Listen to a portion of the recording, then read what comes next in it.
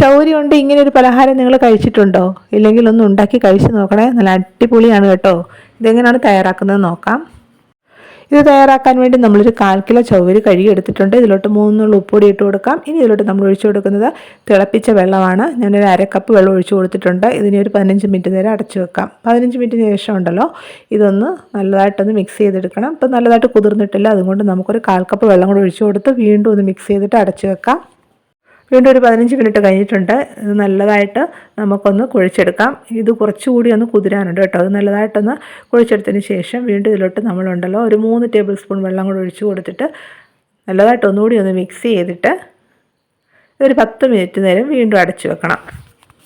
ഇത് നല്ലതായിട്ട് ഒന്നുകൂടി ഒന്ന് കുതിരട്ടെ. അപ്പോഴത്തേക്ക് നമുക്ക് ഇതിനാവശ്യമായിട്ടുള്ള സ്റ്റഫിങ് തയ്യാറാക്കി എടുക്കാം. 1 കപ്പ് ചിരകിയ തേങ്ങ എടുത്തിട്ടുണ്ട്. ഇതിലോട്ട് 1/2 ടീസ്പൂൺ ഏലക്കാപ്പൊടി, 1/2 ടീസ്പൂൺ ജീരകവും പിന്നെ ഒരു 5 ടേബിൾ സ്പൂൺ പഞ്ചസാര ഇട്ട് കൊടുത്തിട്ട് നല്ലതായിട്ടൊന്ന് മിക്സ് ചെയ്തെടുക്കാം. അപ്പോൾ നമ്മുടെ ഈ സ്റ്റഫിംഗ് ഒക്കെ റെഡി ആയിട്ടുണ്ട്. ഇത് നമുക്ക് സൈഡിലോട്ട് മാറ്റി വെക്കാം. ഇപ്പോൾ ചൗവരി നമ്മൾ വെച്ചിട്ട് 10 മിനിറ്റ് ആയിട്ടുണ്ട്. ഇപ്പോൾ ഇത് നല്ലതായിട്ട് കുതിർന്നിട്ടുണ്ട്. ഇത് നമുക്ക് ഒന്നുകൂടി നല്ലതായിട്ടൊന്ന് മിക്സ് ചെയ്തെടുക്കാം. ചൗവരി ഇതുപോലെ നല്ലതായിട്ട് സോഫ്റ്റായിട്ടിരിക്കണം കേട്ടോ. ഇനി നമ്മൾ ഈ പലഹാരം എങ്ങനെയാണ് റെഡിയാക്കി എടുക്കുന്നത് നോക്കാം. കൈ വെള്ളത്തിലൊന്ന് മുക്കിയതിന് ശേഷം കുറേശ്ശെ ചൗവരി എടുത്ത് വെച്ച് ഇതുപോലെ ഒന്ന് പരത്തിയിട്ട് അതിലോട്ട് 1 ടേബിൾ സ്പൂൺ സ്റ്റഫിങ് വെച്ച് കൊടുത്തിട്ട് നല്ലതായിട്ടൊന്ന് കവർ ചെയ്തെടുക്കണം. എന്നിട്ടിത് നല്ലതായിട്ടൊന്ന് ഉരുട്ടിയെടുക്കണം. നല്ലതായിട്ട് നമ്മൾ ഒരെണ്ണം ഉരുട്ടിയെടുത്തിട്ടുണ്ട്. ഈ രീതിയിൽ നമുക്ക് ബാക്കിയുള്ള ചൗവരി എല്ലാം സ്റ്റഫിങ് വെച്ചൊന്ന് ഉരുട്ടിയെടുക്കാം. അപ്പോൾ നമ്മൾ എല്ലാ ചൗവരിയും ഉരുട്ടിയെടുത്ത് ഇതുപോലെ സ്റ്റഫിങ് വെച്ചെന്നെടുത്തിട്ടുണ്ട്. ഇതിന് നമുക്ക് ആവി കയറ്റിയൊന്ന് വേവിച്ചെടുക്കാം. അതിനുവേണ്ടി ഇഡ്ഡലി പാത്രത്തിൽ കുറച്ച് വെള്ളം തിളപ്പിച്ചെടുത്തിട്ടുണ്ട്. അതിലോട്ടൊരു ഇഡ്ഡലി തട്ടും വെച്ച് കൊടുത്തു. പിന്നെ നല്ല വൃത്തിയുള്ളൊരു കോട്ടൺ തുണി വെള്ളത്തിൽ മുക്കി നമ്മൾ ഇഡ്ഡലി തട്ടിലോട്ടൊന്ന് വെച്ച് കൊടുത്തിട്ടുണ്ട്. ഇതിലോട്ട് നമുക്ക് തയ്യാറാക്കി വെച്ചിരിക്കുന്ന ബോൾസ് നിരത്തി വെച്ച് കൊടുക്കാം.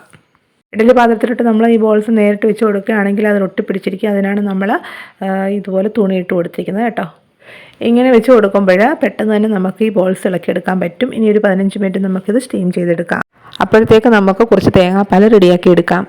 ഈ പലഹാരം ഉണ്ടല്ലോ തേങ്ങാപ്പാൽ ചേർത്ത് കഴിക്കുമ്പോഴാണ് നല്ല ടേസ്റ്റ്. അതിനുവേണ്ടി നമുക്ക് കുറച്ച് തേങ്ങാപ്പാൽ തയ്യാറാക്കിയെടുക്കാം. മിക്സഡ് ജാറിലോട്ട് 1/4 കപ്പ് ചിരകിയ തേങ്ങയും 1/4 കപ്പ് വെള്ളം കൂടെ ഒഴിച്ച് കൊടുക്കാം. പിന്നെ 2 ഏലക്കയും കൂടി ചേർത്ത് കൊടുക്കണം. ഇത് നല്ലതായിട്ടൊന്ന് അരച്ചെടുക്കാം.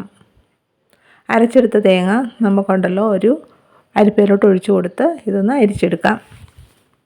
തേങ്ങാപ്പാൽ റെഡി ആയിട്ടുണ്ട്. ഇത് സൈഡിലോട്ട് മാറ്റി വെക്കാം. ഇപ്പോൾ നമ്മുടെ പലഹാരം വേവിക്കാൻ വെച്ചിട്ടൊരു 15 മിനിറ്റായി. ഇപ്പോൾ ഇത് നല്ലതായിട്ട് വെന്തിട്ടുണ്ട്. ഇനി സ്റ്റൗ ഓഫ് ചെയ്യാം. ഇഡ്ഡലി തട്ട് നമുക്ക് ഇറക്കി വെക്കാം. എന്നിട്ട് തണുത്തതിന് ശേഷം ഇതേ രീതിയിൽ നമുക്ക് ഇളക്കിയെടുക്കാം. ഇനി ഇതിലോട്ട് കുറച്ച് തേങ്ങാപ്പാൽ ഒഴിച്ച് കൊടുത്തിട്ട് ഇതേ രീതിയിൽ കഴിക്കാൻ അടിപൊളി ടേസ്റ്റാണ്. എല്ലാവരും ട്രൈ ചെയ്ത് നോക്കണേ.